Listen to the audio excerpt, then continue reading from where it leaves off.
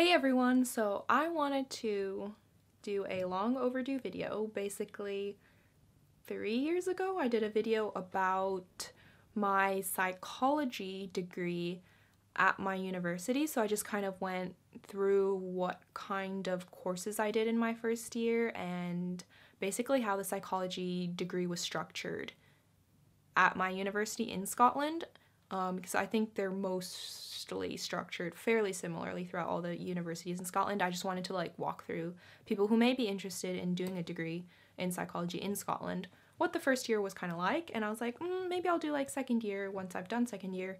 That was 2 years ago. My memory needs a little bit of jogging because it has been a little bit of time since I was in second year.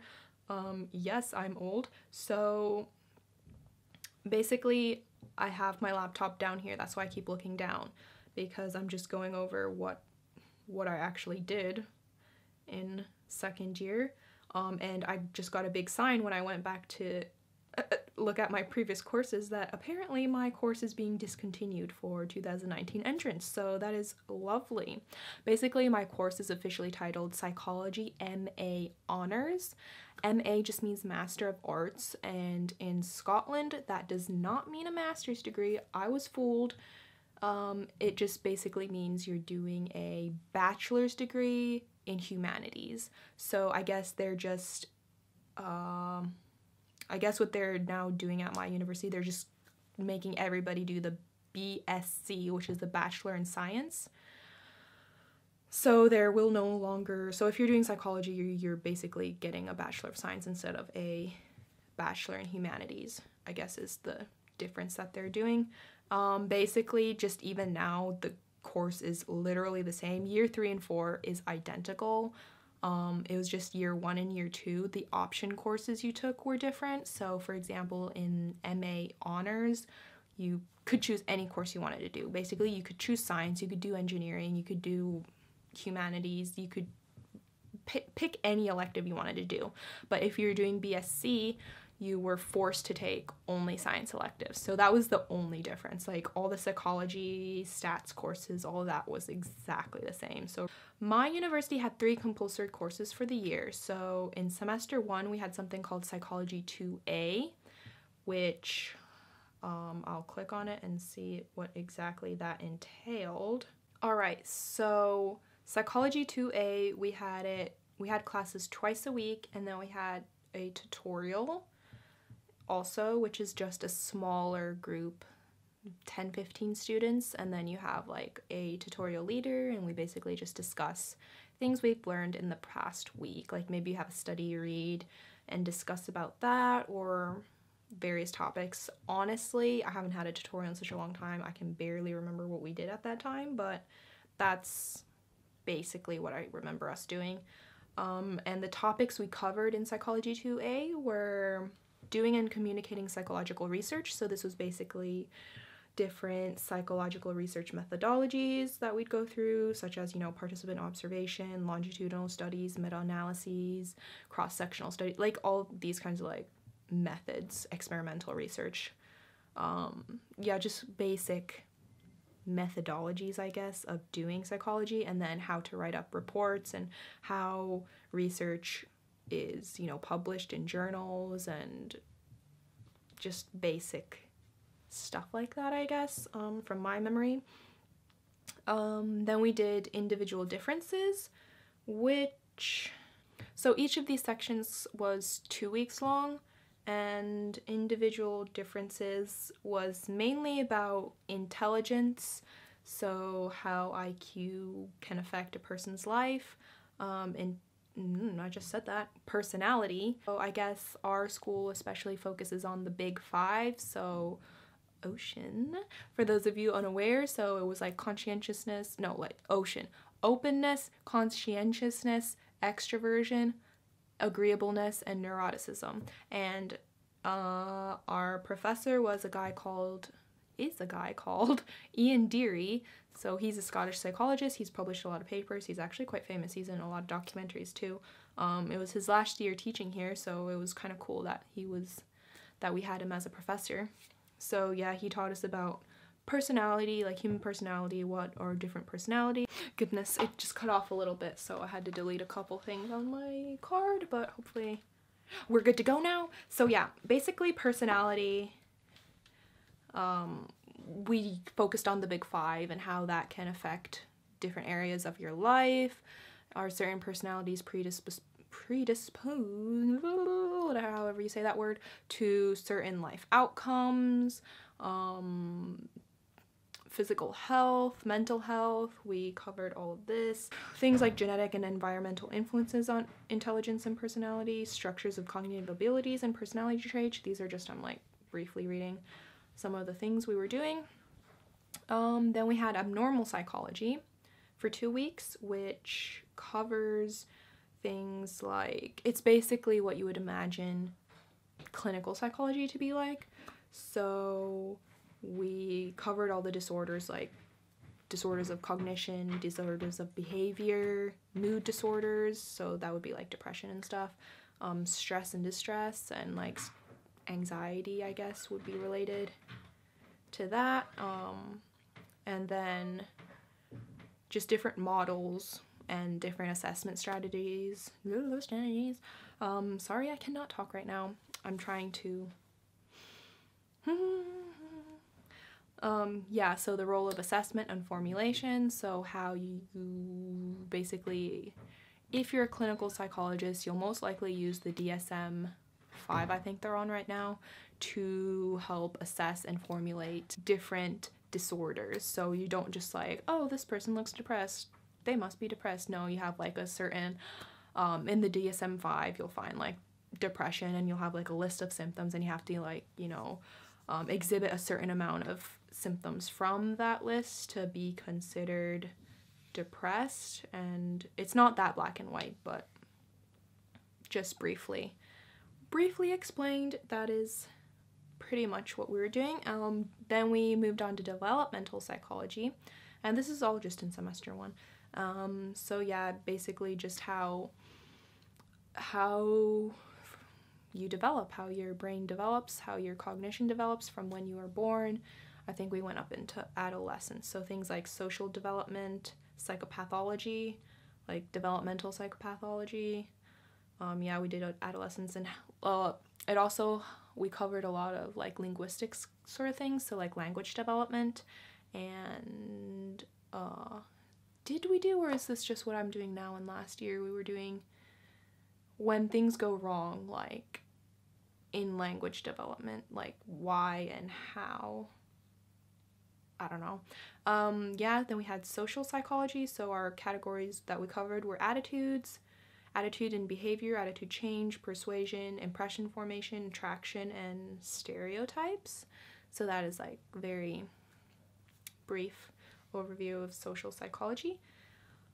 Yeah, and that's pretty much what we did in Psychology 2A, so that was during semester 1. Semester 2, we went into Psychology 2B, which was like a similar format, so we'd have like every 2 weeks we would switch topics. So we had, again, 2 weeks of doing and communicating psychological research. More focused on this semester was like communicating with non-experts about psychological research, so it doesn't really help if you do all this science and experiments and studies and stuff where you get these results and you're like, wow, this is groundbreaking information, but then you're not able to translate into like a layperson's audience, so you're not able to communicate it to the rest of the world, I suppose. So what they try to do is, I guess, teach the importance of communicating your research to the rest of the world, and not only for publication in journals and stuff. Yeah, some other concepts we covered was cognitive neuroscience. It's like frontal lobe functions, different areas of the brain and what they do, cerebral localization, neuroimaging, so like different neuroimaging techniques, for example CT scans or like MRI, fMRI, like all of these scanning techniques that we use to like see activity levels in the brain and blah blah blah.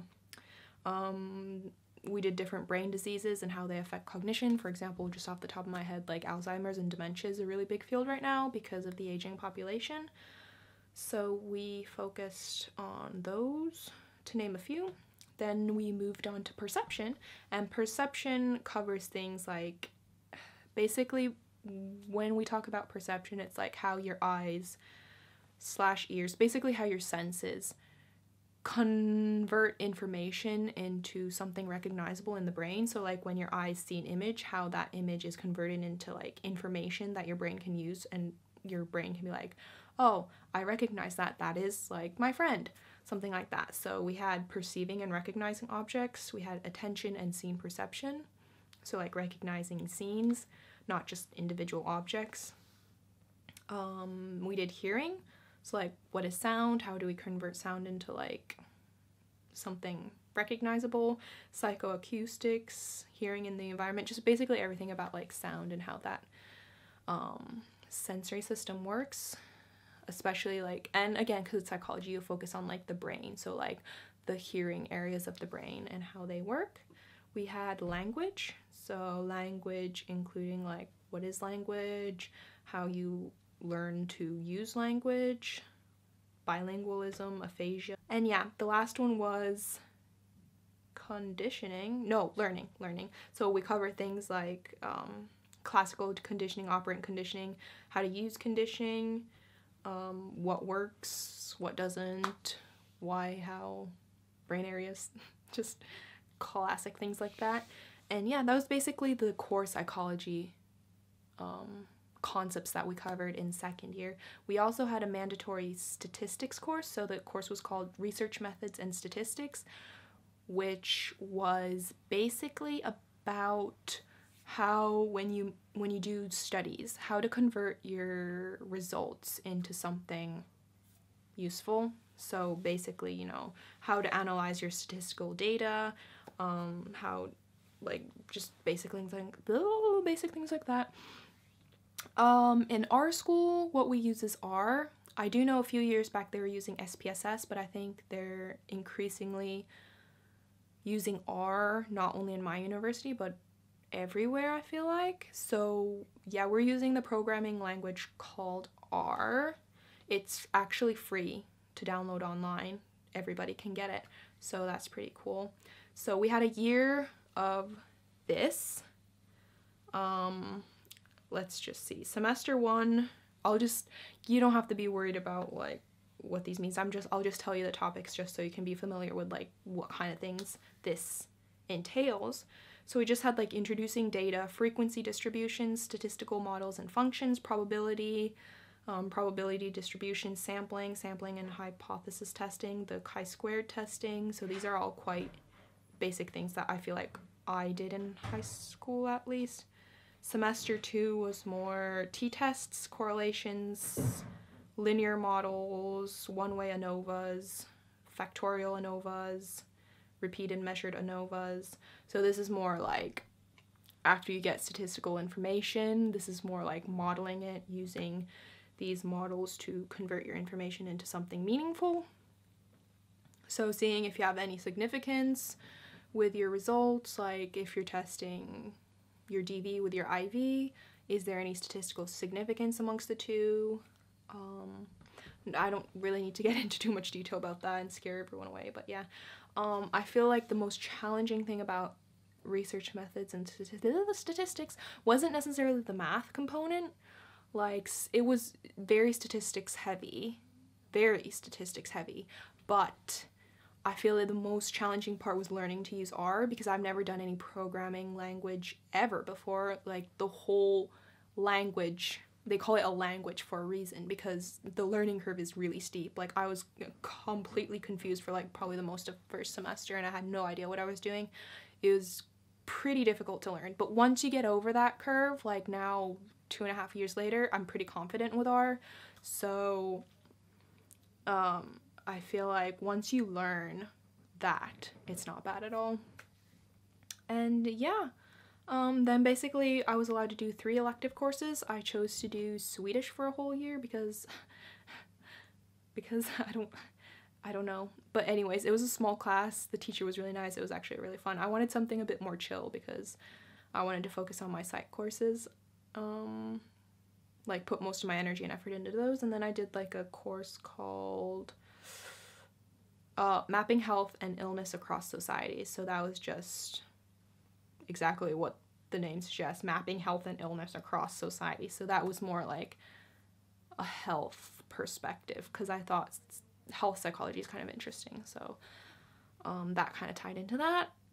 And yeah, I guess I'll do year 3 maybe soon, we'll see. But yeah, I just wanted to let people basically know a little bit what psychology year 2 is like. And yeah, we didn't have any required textbooks or anything, so basically most of it was just reading journals, not journals, but specific studies online from the library. So teachers just give you a bunch of like literature studies and textbooks and stuff, and most of them were at the library, or studies would be like on the online library. You can just like read them from your own laptop, which was really handy. So yeah, we didn't have any required textbooks, which is good because they're heckly what am I saying? Because they are very expensive. Woo! Yeah. I'm just getting flashbacks to like first year when I had to spend like 60 pounds on a book. It was not a fun experience. Yeah, anyways, yeah, so that just about concludes this video. So till next time.